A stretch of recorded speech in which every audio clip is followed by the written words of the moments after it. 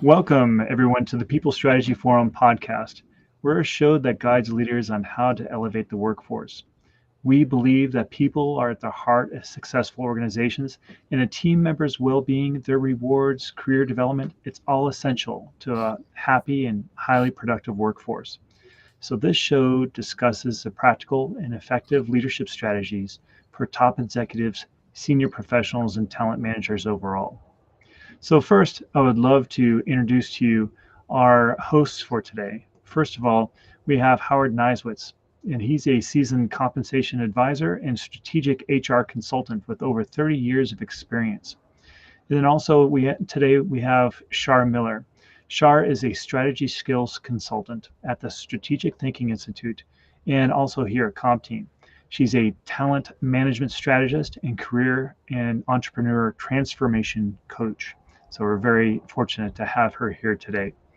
And of course, my name is Sam Reeve. I am the founder of CompTeam, and I am a global compensation and talent management expert and love to help companies grow and develop overall, which brings us to this wonderful topic that we have today.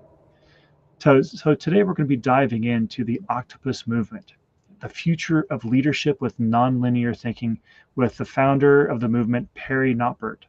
So Perry, aka Dr. Octopus, as we see on the screen here, is not just a visionary leader, but he's also a passionate advocate for extraordinary capabilities of atypical thinkers. Through his organizations, including Brain Forest Alliance and his role on the board of Pick My Neurodiverse Brain, Perry champions a world where diverse minds are recognized for their unique problem solving abilities. His philosophy on nonlinear thinking challenges conventional norms and paves the way for innovative leadership strategies worldwide.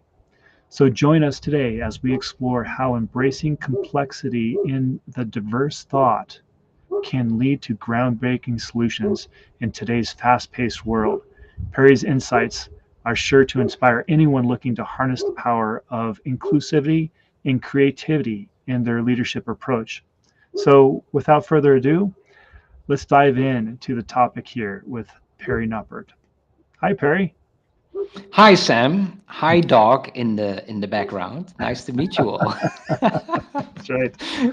We all have to make room for our animals in this modern world that we live in. Right? I love Yes, dogs, and an octopus is as smart as a dog. So this is perfect that the dog was barking there. It's perfect timing. perfect. Thank you, Sam. Yes, well, Perry, tell us a little bit about yourself and how you came to be where you are today and helping the individuals and leaders that you help. It all started with a hard reset in my life 4 years ago, almost 4 years ago. Um, I gave away everything and I became homeless. I've always had the fascination of being homeless, and it sounds weird, but I'm a curious misfit. So it's in line with being a curious misfit to decide some things were happening in my life and they weren't going well, and I just broke up with my girlfriend, and the house owner that we were renting the house from was not amused, and so things were going wrong, and I thought, you know what, this is the time to do something. This is my opportunity. And I gave away everything. And I said, okay, this is it. Leave it. And I really left everything, my bank accounts, my cars, everything gone from one day to the other day. I can tell you, if you give stuff away, that goes fast. That's not a problem at all. There's no delay. There's no thinking about it. Trust me, it's within a day. And I was there with my little bag and my dog, and that's it. Um, that's what started everything. And first of all, I had that curiosity of being detached, having nothing. What is that? And it was the right opportunity, and I wanted to change my life. There was something going on in my life that I couldn't address exactly, but I wasn't happy with it. I wasn't unhappy at all. I was living a luxurious life, and we were traveling, and a big house, and the wine cellar, and everything was there, and the Mercedes Benz was there. It was all fantastic, but there was something was missing. And this eventually became the best journey of my life, because I figured out so many things, but one of the biggest things that I found out was nothing changed. I was standing in line in the Netherlands with a local government office to get a postal address because I didn't have anything, and they sent me away, and I was standing there between other people being homeless at 6:30 in the morning, because that's the time they open up office for homeless people, because you don't want to see them during the day. And I thought, that's something. Nothing really changed. So everything here is the same. Everything there is different. So how people look at you, the lady from the office who sent me away, and they look at you in a different way, but you stay the same. And and although it was very difficult, and I talk easily about it now, but I couldn't see my 3 kids. My ex-wife wanted to kill me, not really, but she didn't like this action at all. And my parents were also looking at me like, seriously, what the hell are you doing, Perry? So nobody really could follow me why I was doing it that way. And that's the start of the Octopus Movement, because I figured so many things out, and I have neurodiversity. I'm weird, and I've always had a fascination for weird people, and everything just came together. I was, for the first period of my life, I was trying to do the things that I had to do, what was expected from me by myself and by others. And in that transition, I removed the mask, I removed all the expectations. I didn't want to convince anyone anymore. I just wanted to dance with life as it is. And it helped for me that I decided to become an artist, because I thought there are no expectations in being an artist. There, people, we don't even agree what art is. So being an artist is very nonlinear to me, and perfect. And one day I it came to me. I was like, wow, I have a nonlinear brain and I live in this linear world. And that's why some things are not going well for me. And I went to Philips in the Netherlands, and they create MRI machines. And I said to them, I was homeless. This is really funny. Ding dong, hi Philips. Can I borrow an MRI machine from you guys? And they're like, who are you? Why are you asking this? And I said, well, I love weird people, and people say that we're wired differently. And I want to understand what wired differently really means, if that's a thing or not. Is that really true or not? And of course, I didn't get an MRI machine, but the director of design of Philips started talking with me, and she was amazed and says, well, tell me your story. So I told her I was homeless, and the decisions I took. And then I got in contact with her research team of 23 people doing research on all kinds of topics. And I was able to talk with them about the brain and the thinking. And that's really the start of the journey of nonlinear thinking in a linear world. And I thought, well, after being homeless for 7 months and I survived everything, something cool happens. So you figure out that nothing really changed, and you can survive this. The worst thing you can imagine, you can survive that. So afterwards, I was thinking, so I can do whatever I want to do. If I survive this, and even the most difficult thing doesn't really change you, then bring it on. I can do whatever I want to do. And that's the decision back then, to create a nonprofit, because I wanted to create the possibility to be aware of the capability of people that are different, that don't fit in the box, that we're missing out on an opportunity if we're not looking at these people, because they're brilliant, but because they don't fit in the box, we're we tend to ignore them a little bit. And most of the people that I interviewed back then said, if only people would understand who I really was, I could do so much more. And that triggered me. And I was like, but that's interesting. If that's what you're thinking, and interviewing these brilliant minds, and the only problem is that people don't understand them. And therefore, they have the feeling that they're not doing things they want to do. let me do something about this, because I'm one of these weirdos as well. And I do think I have capacity that is awesome and we can do something in the world. So sorry, that almost took me 10 minutes.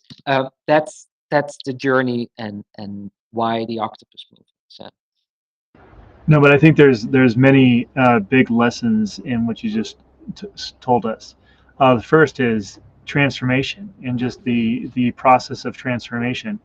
I mean, one thing, we can take ourselves out of that environment, maybe go through a radical change as you did, but nevertheless, we take ourselves with us wherever we go, right? So we can't really escape our mind and our thoughts, but we can put ourselves in a new environment to help us get a different perspective, a fresh perspective. And so I applaud your bravery for taking such a journey. That's great. It had to be a challenge, because if you think about all of our institutions, whether it's a school or work, almost all of them require some degree of conforming, or if you don't fit in one place, you need to move to another place where you think you fit in. So that's quite brave of you. it was a big challenge and frustrating from time to time as well, Howard, because I remember my ex-wife moved back to the Netherlands when I was homeless. She was like, okay, this is the opportunity for me to go back to the Netherlands. I didn't want to go back to the Netherlands, so she was like, okay, here we go. And my kids went to a new international school, and I got there, and I was asking people, I'm looking for a house, I'm homeless, can someone help me? And people were all immediately backing up, like, who is this weird guy? Well, I don't want to talk to him. And so a lot of relocation managers that are there because their kids are going to an international school as well. And I was like, okay, these people, that's their business. They're in contact with real estate. Maybe they can help me temporarily live somewhere. No, it's too difficult. What do you say? You're homeless? There's immediately a blue screen, Windows, you know, control delete. This, no way. And that's been very inspiring. If that happens so fast, for me, that's the linear brain. Mm. Immediately you go from A to B to C to D, and in a straight line, oh, you're homeless. I don't want to talk to you. And that's my inspiration, because I'm thinking, well, wait a second, that's not fair. I'm a good human, and Mm. I don't have a house right now. It doesn't say anything about me, and we need to do something about that. We need to create that balance. I'm not against linear thinking, but it's about the balance of linearity systems with the nonlinear creativity, and not judging immediately, and bringing those together. That's it for me. Well, of course, I have to open my mouth here. I resonate with you. I really do. This is a fantastic. I love that you're humble. You speak the truth, and being an HR executive and HR talent person, we are the epiphany of whatever word you want to use, of trying to act like your life is perfect and cookie cutter, and you live in suburbia with the dog and the house and the big mortgage, and you have your perfect job. Believe me, I know. And then to be laid off and go through things like divorce, I've been there. I have. But Mhm. there's a bit of shame, because you always want to put a facade that everything's perfect and my life is perfect, even though I've been laid off and now I'm homeless and I'm restarting over. So I understand what you're saying. So I do think that there's many, many of us in this world that have gone through these types of hardships.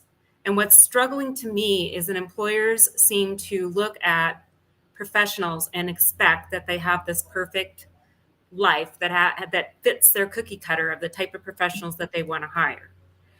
However, why not look at professionals that have gone through some hardships? Perhaps their parents passed away, or perhaps they've gone through some major tragedies or some life challenges.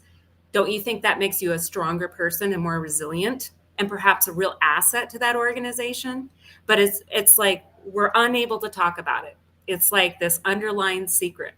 So, boy, you give me the chills. I can't wait to hear more about your topic, Dr. Octopus, because I ended up being in a similar spot with my octopus hands everywhere too. Yeah. So, thank you, and I appreciate your honesty. Thank you, Shar. And this is also why I'm so passionate about leadership. If I can be very bold and Dutch, there's a lot of bullshit leadership going on in the world, and we need to address that. We're talking about education in this world. We want to reform education. We're looking at education. What are we doing? These kids with their neurodiversity, it doesn't work anymore. And I think it's the same thing with leadership. And recently I was studying this paper. I have it here from the Institute of Economic Affairs. It's called Chaos Management and Economics: The Implications of Nonlinear Thinking. I'm not making this up. And they did research why sorry, why linearity is there. And I think this is the key to leadership and doing it in a different way, because they're writing about the linear approach as the solution when you don't want to go into your mental being. So if you don't want to go into your mental state in who you are, and you want to play things safe, you become linear. You create systems. You want to control things. You want to know what's happening next week and next month. And in leadership, there is a lot of linear systems within leadership. And because that's there in leadership, it's almost a self-fulfilling prophecy within linear thinking, that it fits on top of the other, and it remains that way. But it's not helping, because it's created out of fear. When you look at nonlinear thinkers, by the way, I think everybody is a nonlinear thinker, because nobody has ever seen a linear 2-year-old. So we all begin as nonlinear thinkers, and then we go to school, and then we have parents and whatnot. But what happens with people that are so nonlinear they can't help themselves? It's often, not always, often linked to neurodiversity. Why? Because they've heard their entire life that they're doing something wrong. I have dyslexia, ADHD, and I'm on the spectrum. Congratulations, Perry. And so I've always heard that I was weird, I was doing things wrong, and writing was really an issue for me. Thank you, ChatGPT. You saved my life. It's wonderful to have AI in this world. But what is the benefit of being weird and trying to fit into a linear society? Is that they question me constantly. And what happens is, at a very young age, I was questioning myself. What's wrong with me? Why is everything going wrong at school?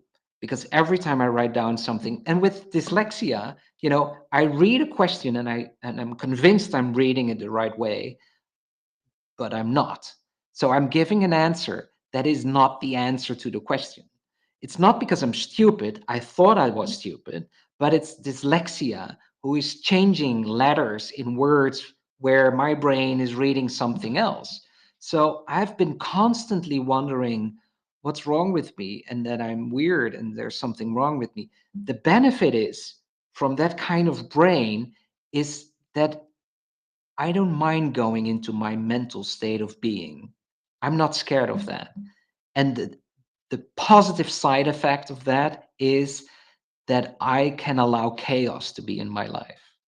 So I don't go to that linear spectrum to be in control, to wear tight underwear and use systems and be fully under control. I allow chaos, and I allow it so badly that I even became homeless. That was the ultimate chaos in my life. And it opens up so many possibilities within the nonlinear spectrum, and that's creativity and innovation and doing something nobody else is doing. That's it. And within leadership, I think it's time to start looking at nonlinear leadership in balance with the linear leadership. Yeah, I got it. Systems, we need to do that. And trust me, I have my databases, Excel sheets. I'm managing a global organization with only neurodiverse people. And so I have my systems. Of course, but it's not only that. We need to go into that human intelligence within leadership. And for me, that's nonlinear leadership. So let's talk about a few things that you mentioned, and of course dive into some of the metaphors that you were talking about. I mean, one is, is driving down a highway.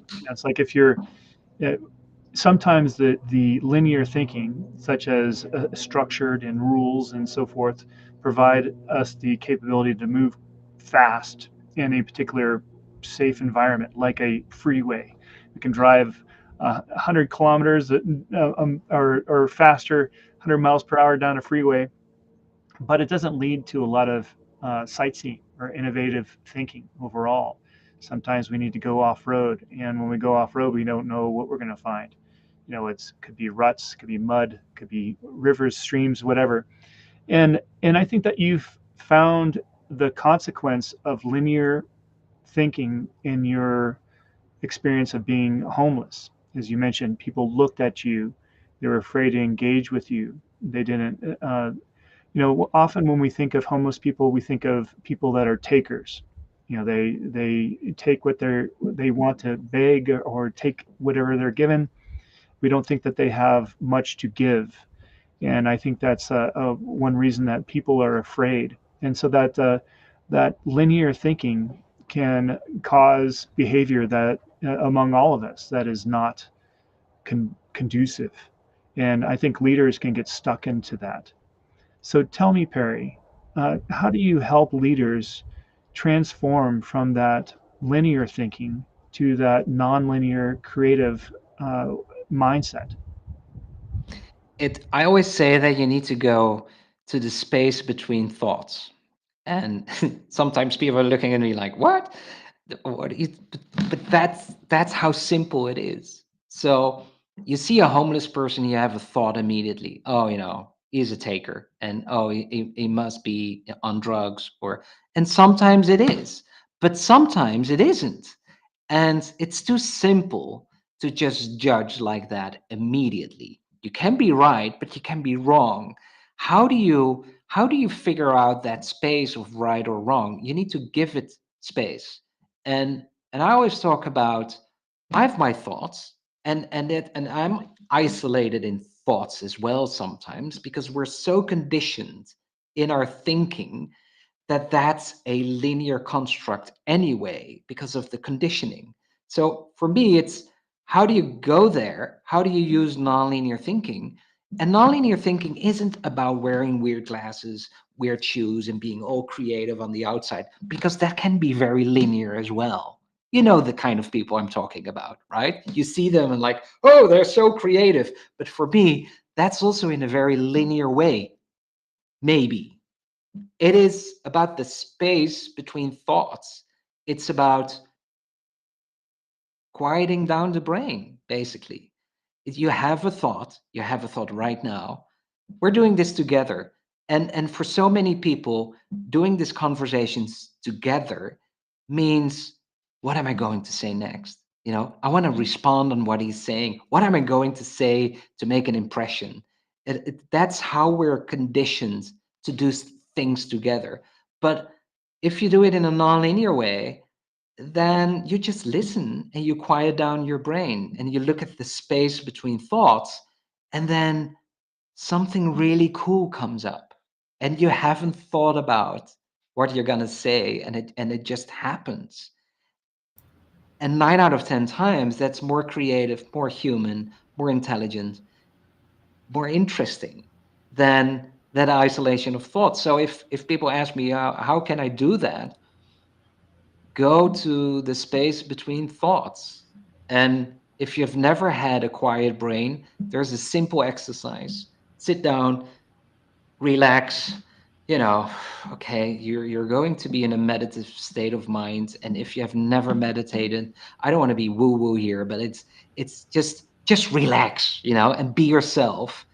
And then ask your brain, what is my next thought? Mm.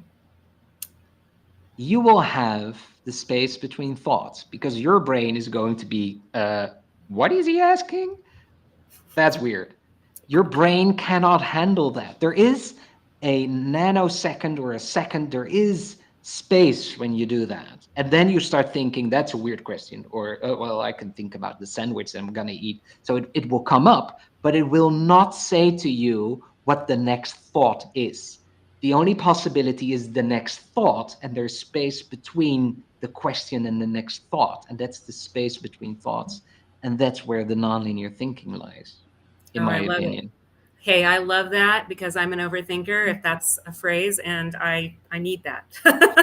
uh, I just posted an article about meeting management, and there is inequities in how diversity is treated in meetings. We know this. Many meetings are about monologues, and many meetings are about one person that showboats and goes on a 20, 30-minute rampage. And many people in the room feel unheard. They don't feel acknowledged. Perhaps us overthinkers or strange people in the room like me, you're almost intimidated by thinking between those thoughts and using that thinking to be able to represent the best ideas and strategic ideas in my world. And so I love what you talk about. Also, I want to mention that this neurodiversity, I think, is so vital. Neurodiversity, and it's one of those diversities. I think sometimes we think it's about some of the outward appearance things, but it's way more than that. Um, and so, what kind of challenges do you face when promoting cognitive diversity, and how have you overcome them? To be honest, none. And I maybe it's because I started this in a very nonlinear way. When I started the Octopus Movement, we were 50 people. I didn't have a plan. I didn't have a blueprint. I didn't have a business plan. I had seriously no goal. I had nothing, just the idea of the octopus, and that there are a lot of nonlinear thinkers in the world that we don't see and hear, and just see what happens when we bring them together. And it's an organic movement that is so wonderful. And because I've been in the space of homelessness, I've trained myself to live without anything. And I also wanted to prove, give me a laptop and internet connection, I can build whatever I want to build. And I don't need any investment, nothing. So I'm capable of running the global show without any donations, without anything. It's about the human mycelium. It's about this connection we're doing right here. So I have never heard, or when I'm talking to companies, they come to us when they're excited about us. And then there's a human click, and it's a no-brainer. We did that at NASA. What a wonderful first conversation. Then I had a conversation with the director of nerds of NASA. It was also wonderful. It's a human interaction, and then you start working together, and it will work regardless. Anyway, it will work. But because we're in this nonlinear playing field, people are only coming together from the outside into the Octopus Movement when they feel that connection. So I've never had any issues whatsoever, and I don't want to convince anyone. If I have a feeling of that person is very linear and is not gonna see what we're doing, then first of all, there's not even a conversation, not because I'm blocking, but it's just not happening. And the other thing is, I've learned in my homelessness time that I don't want to convince people anymore, because I was thinking back to my life as an entrepreneur. And I thought every time I really had to convince someone, it didn't work out in the end. Never. And you could win in a short period of time, a longer period of time, you always pay the price when you had to convince someone. All the entrepreneurs will understand what I'm saying here. And it Right. doesn't mean I cannot be passionate about and talking about what I'm doing. Hey, listen to me now. But this is not me trying to convince you that nonlinear thinking is everything. I'm just explaining how I see it. And it's up to you what you want to do with it. So thank God I've never had any situations where I had to convince people or try to bring them in a different way of thinking. So, as a matter of context for our audience, I think it would be helpful, and I hope I'm not jumping ahead here, but I think it'd be interesting, like you were sharing with in our prior discussion, what it is about an octopus that and what really started your movement. You mentioned a few things about an octopus before, so why is that relevant to this movement? Can you explain Yeah, that? Yes, I found out it's very relevant, but it started very simple. I was interviewing weird people, and the curious misfits is what they have in common. Like that's who I am. So curious. I want to know everything, and I'm a misfit. And I thought, there are words for it. You have the word multipotentialite, polymath, jack of all trades. In France, they call it zebras. Barbara Scher calls it scanners, generalists. You have all these labels. And I was thinking, this is not it for me. It doesn't make any sense. And I started asking, what is the symbol of a curious misfit? And then Christine in London said to me, I always send an octopus emoji if I had a fun conversation with someone on the phone. And I remember her doing that to me. This is this gorgeous looking woman. And we had the phone call, and then she sent me an octopus. I was asking my kids, guys, what does it mean? I got an octopus. Am I being old? What is this? And they like, it doesn't mean anything, Dad. So that was Christine. And then I was talking to Haley in South Africa, and she said to me, well, talking about that octopus emoji, have you seen My Octopus Teacher?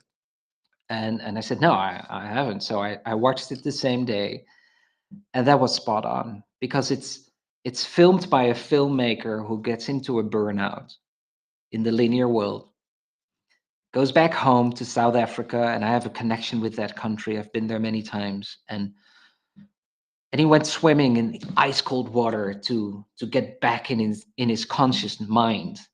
And he saw this octopus every day, and he started going back to that octopus every day, and he started filming that octopus. And that octopus was teaching him all kinds of things about life. So that movie was on the perfect day and time of my life. And I remember calling back Christine and Haley. I said, I'm going to make the Octopus Movement. Are you okay with that? It's based on what you said and that movie. And why the octopus? It has 3 hearts, 9 brains, and 8 arms. Yeah, that's fun, but what does it mean? 3 hearts, sensitive. We feel things. If you look at human intelligence, we have a gut feeling. We know before we know, and that's how we act. That's how some of these entrepreneurs are so successful. They think before they think, and it comes from their gut feeling. So 3 hearts is related to that topic. Then you have 9 brains. We're curious. We want to know everything. We learn fast. We make the connections. I have dyslexia, so give me a data sheet, and I love it, and start making connections that not everybody is seeing. It's the 9 brains. And then 8 arms. Well, Char, what was it? 5 companies. We have 8 arms. We're doing multiple things, and that's the octopus. And then I was reading this book on symbols. I thought it was so. I bought this recently, Book of Symbols from Taschen Publishing, and they have the octopus in here, and they're writing about the octopus, that the octopus brings together extremely negative and positive attributes, a paradox that expresses the hidden connections between chaos, emptiness, and the ordering capacity of the psyche. Well, when I was reading that, I was like, am I a lucky bastard or not? This is exactly what the Octopus Movement is about. It's that my chaos. gosh. It's That the is empty. a profound statement. Wow. It's unbelievable, huh? Yeah. Yes, and it's just a perfect animal or critter, I guess you could say, that personifies what you're doing. If we just think about how an octopus acts in nature, when it's moving around really slowly, it's reaching out with all its different arms and covering that territory. But then And did you know, Sam, yeah. I'm so excited about it. An octopus used to have a shell a long time ago. Yeah. And they decided they don't need that protection anymore because it wasn't helping them. So in my brain, that makes me dance on the couch. I was like jumping, looking at the linear world and leadership and where we are with humanity now. And then looking at that octopus that removed its shell to be flexible and capable of chaos and doing more things, that resembles for me the nonlinearity, nonlinear thinking, the importance of that we can maybe in the near future let go a little bit of the linear thinking We have AI now. AI is super linear thinking. And in order to make it all work, we need human intelligence next to artificial intelligence to have the perfect dance. And that's us humans. It's human intelligence, what's inside of us. It's not systems. We can create systems because of our intelligence, but our true human intelligence is art. It's creating music. It's the connection with other people. It's doing that little thing that is unexpected to make it even more beautiful and shine and create new ideas. That's the human intelligence. So when I was reading that, I was like, my God, can you all see it? I was Yes, like, yes. Yes. can you see Well, it? I am definitely going to, as in addition to watching that documentary, which is fabulous, I advise it to everybody. But you also think about an octopus, because a lot of organizations are built around fear, and a lot of organization, and particularly in leadership. One of my dear colleagues wrote a book about leading without fear, and her name's Dr. Lori Cure, by the way. But what happens is, an octopus, when they feel fear, what do? They actually go into a crevice or into a very small space. Sometimes they leave a little ink too. And they go into a very small space and cower. And that is not leading without fear, right? And you can't get all the food as an octopus and the benefits and reap the rewards if you're constantly cowering and hiding, which is also related to your discussion about meetings and in interpersonal conversations. If you cower, you can never really express what's on your mind, and you can't spread your little tentacles out. You will never benefit the organization. I know I'm getting metaphor here, but that's the kind of person I am. And also bring in growth, because obviously octopuses grow very fast. Could you tell that I'm a daughter of a biologist? That's why. That is why. Okay, I could probably go into all the things and the little beak. But yes, I totally love this analogy. I belong to a lot of different groups on LinkedIn, like the Brain Expansion Group and various other groups, which I think your subject matter expertise would be phenomenal. I don't think it's the typical standard, how do you think outside the box? No. And it's really inspiring to me. Sometimes I get really jazzed on these forums, but it's very intriguing. Yes. Those are some of the thoughts I was thinking. And also, talking about neurodiversity, I give keynotes about neurodiversity, but not in this is neurodiversity and these are the superpowers of neurodiversity. I'm not going there because what is neurodiversity? Neurodiversity is neurodiversity and humanity. It's there, and then we decide that if there is a problem, we give it a label. Recently, I was working with a university with 42 students from all over the world, and I asked them, can you design the space before neurodiversity? I mean, if I have ADHD and I'm not being tested, I don't have ADHD, right?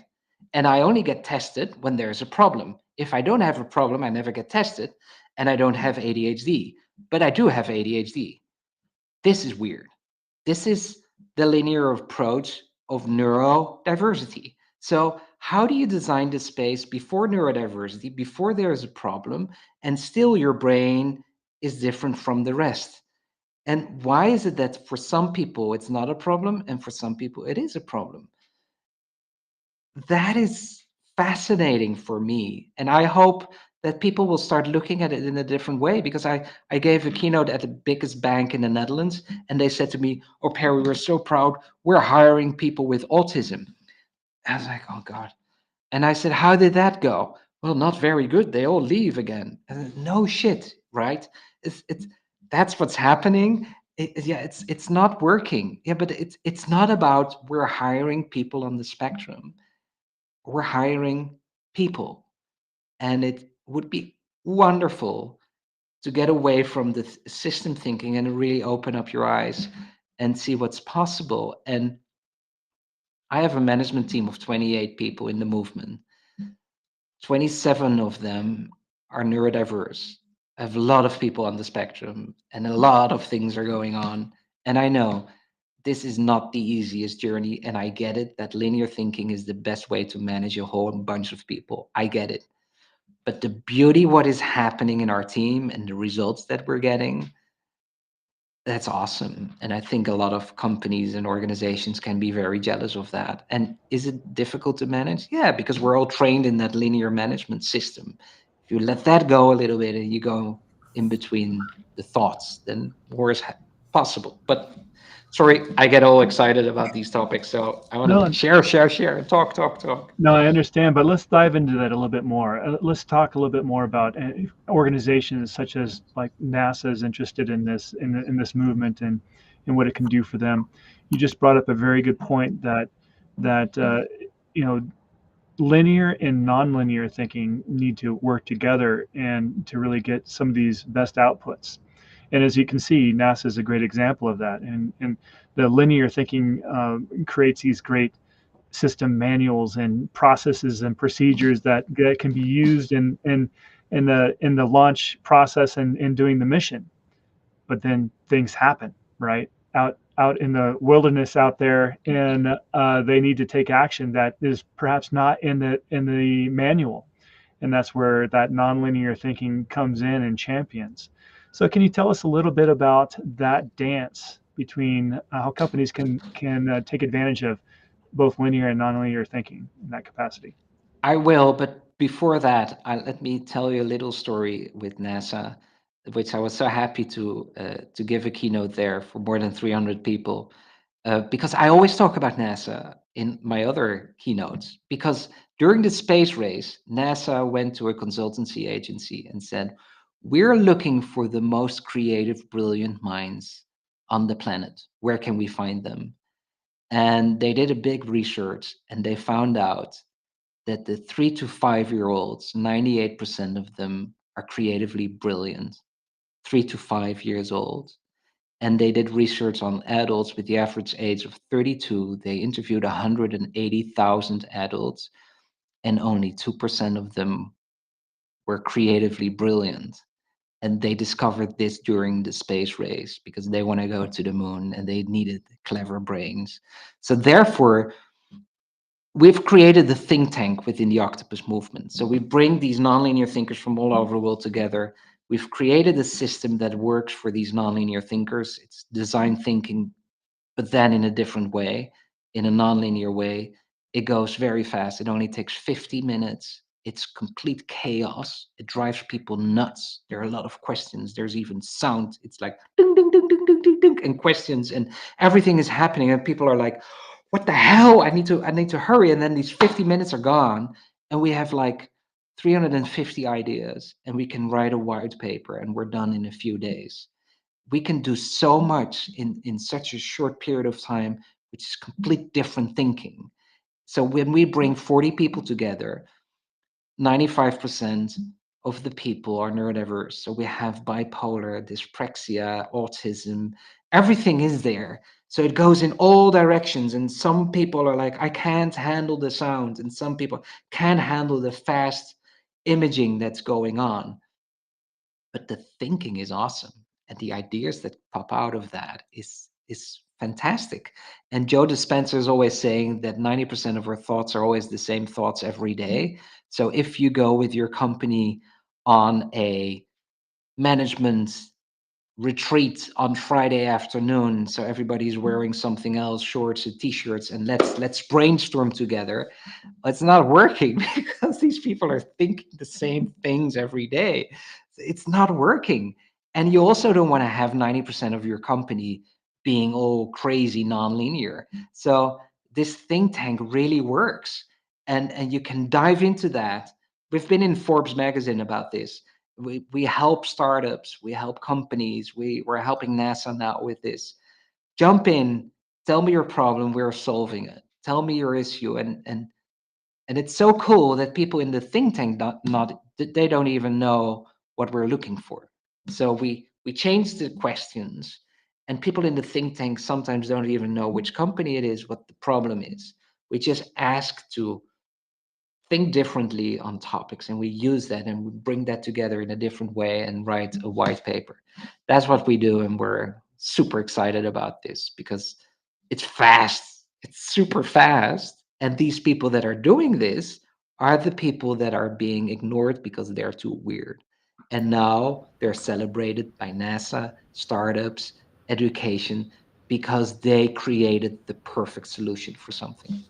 Well, I just want to say this because my kids brought this up to me, who are they're in their early 20s, and my son was always a little awkward and interesting, and they informed me that being weird is cool.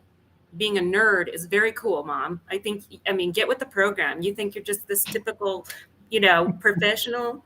Well, being weird is cool. So, I don't care if I have got glasses or weird hair or, long hair or whatever it is. And I think that we're seeing this. It's not just a generational thing. And it's always been that, you know, remember the song Long Hair Freaky People, whatever that was called, need not apply. Well, hey, look at today. We're hiring all the freaky people.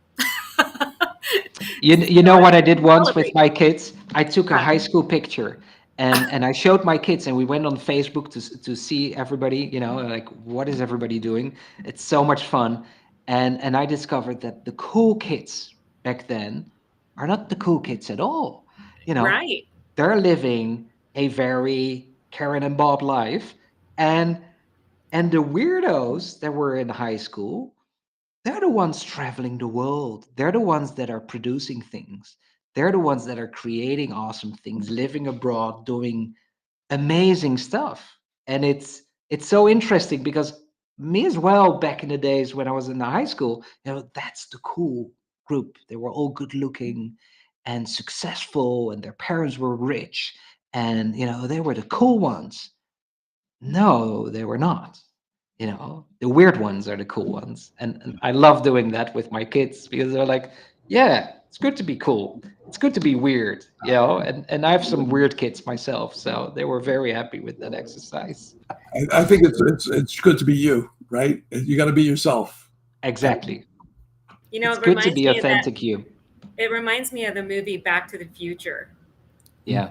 Right? It's the stereotypical Bucky or whatever his name was, and then the nerdy kid actually ended up being the wealthy one, and had a kid that was able to partner to go back to the future and brilliance. So yeah, I think the stereotypical, particularly in the genre back then, has changed dramatically. I'd love to do some research on that or learn more about that. We have to join your movement. Yes, please. Yes, please. And we're also setting up now the think tanks for kids, and I'm very excited about that. Not just teenagers, because that's easy, but also the 3 to 12-year-olds.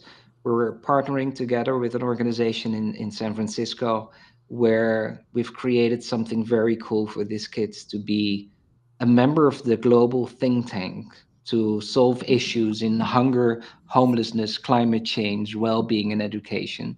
And it's wonderful to put these areas also with the 5 to 6-year-old. Thank you, NASA, for doing that research. We were like, okay, we want to see that creative, brilliant minds, and let's solve some big problems in the world. That's right. To tap into that uncorrupted youth with those great ideas. Without fear of saying anything, by the way. So that's why it's so wonderful to engage with that age group. Absolutely. So Perry, I know that we're at our time today, but it's been wonderful talking to you. Can you tell us a little bit? A lot of our listeners out there is like, what is the Octopus Movement? How can I get involved? Who do I contact? So can you give us a little bit of guidance there? Of course, there's the website, theoctopusmovement.org. Go and have a look. We're getting a new website, but this website will do. The beauty of joining the Octopus Movement, it's for free, and it asks you what you want to do. Do you just want to lurk around and see what's happening? Do you want to swim with the other octopi? Or do you want to be in a think tank or in a book club? Do you want to be a founding member? That's when you donate 300 euros into the Octopus Movement, you become a founding member. Do you want to be an angel donor? Do you want to be a specialist? Do you want to go into education with us? Where do you want to be? What suits you? What feels comfortable?